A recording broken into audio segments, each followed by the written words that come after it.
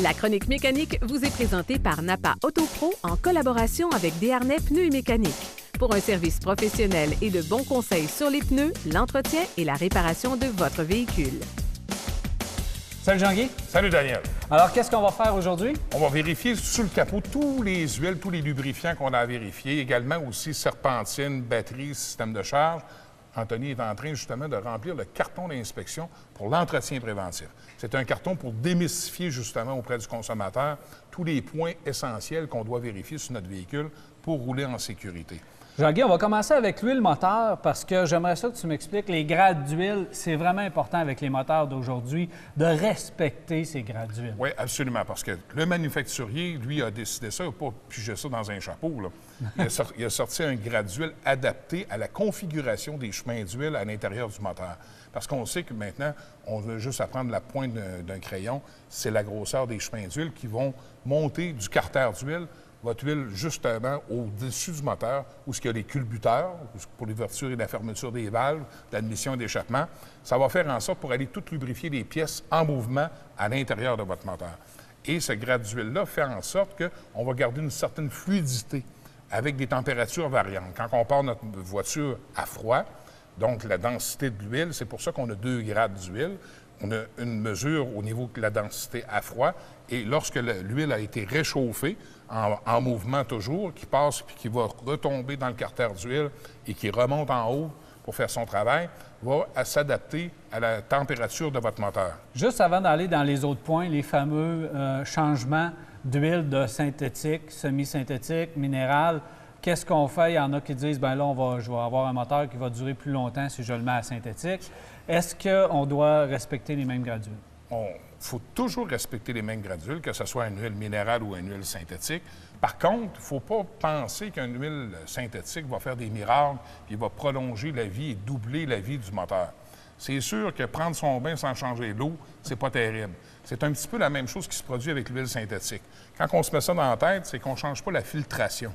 Et un filtre à l'huile, normalement, on va avoir roulé 5 à 8 000 km, c'est que le filtre à l'huile va avoir fait son travail et toutes les particules, tous les papiers qui vont séparer la filtration dans le filtre à l'huile vont avoir fait leur travail puis ne seront plus capables de filtrer l'huile. Donc, c'est comme si on enlèverait notre filtre à l'huile et l'huile synthétique va continuer à virer. Fait que c'est bon, mais en même temps, il faut être très minutieux aussi et très rigoureux sur le remplacement de la filtration. Parce que si on n'a pas un filtre de bonne qualité, bien à ce moment-là, le travail qu'on va avoir fait en mettant de l'huile synthétique et le coût également qu'on va avoir mis, parce que c'est un peu plus dispendieux que l'huile minérale, va faire en sorte que ça va être détruit par la filtration qui n'était pas adéquate. On poursuit sous le capot, qu'est-ce qu'on fait? L'autre point qui est bien important, surtout en période estivale aussi, parce qu'on sait que tous les accessoires sont sollicités sur le véhicule, dont la climatisation dans l'habitacle pour notre confort, on sait que cette serpentine-là travaille beaucoup. Et cette serpentine-là, on va la remplacer lorsqu'on va avoir une usure sur... On voit toutes les œillets dessus. À ce moment-là, toutes les rainures qui sont dessus, s'ils sont affaisés le moindrement, ce que ça fait, ce qui se produit à ce moment-là à l'intérieur de nos poulies, ça fait en sorte que la courroie va glisser un peu à l'intérieur. Souvent, on va percevoir un bruit de courroie. Par contre, des fois, il n'y aura pas de bruit qui va sortir du capot, mais elle va perdre quand même soit un demi, 3/4 de tour à chaque fois que la poulie va tourner.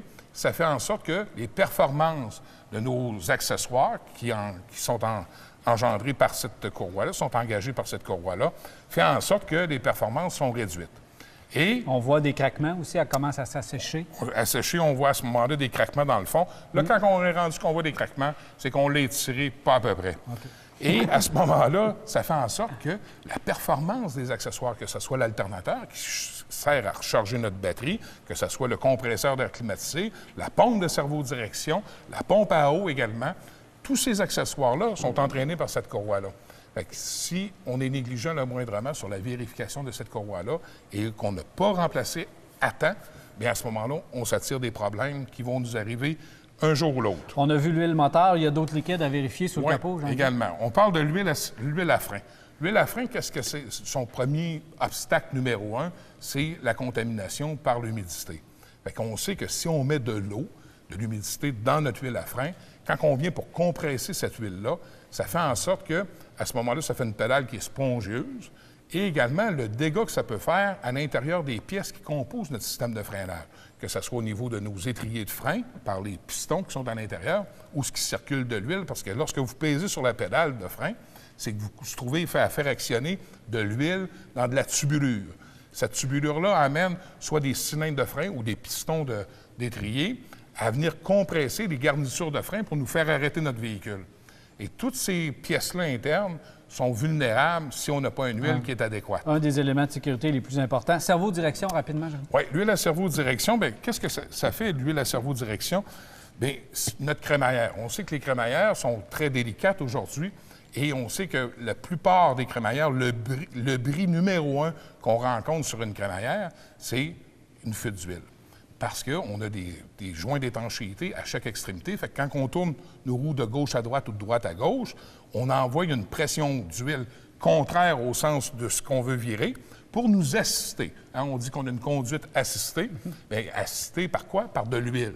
Et cette huile-là, bien, elle n'est pas éternelle. C'est comme l'huile à moteur. Mais on n'y pense pas souvent. Donc, il faut y voir à ça parce qu'elle travaille beaucoup, elle aussi. Puis, la fluctuation de la température fait en sorte que cette huile-là va perdre ses propriétés également. Donc, si on ne remplace pas cette huile-là, qu'est-ce que ça va faire? On va se ramasser avec une crémaillère qui va venir avec les joints d'étanchéité qui vont être altérés par la qualité d'huile. Ça va faire en sorte qu'on va avoir des fuites et cette crémaillère-là va être à remplacer. Donc, tu vois un peu le processus que si on avait apporté les soins appropriés, on aurait prolongé la vie de notre crémaillère et on aurait sauvé des coûts de réparation. Il faut faire la distinction entre entretien préventif et réparation. C'est tout là que ça se passe. Merci beaucoup, Jean-Guy. Au plaisir.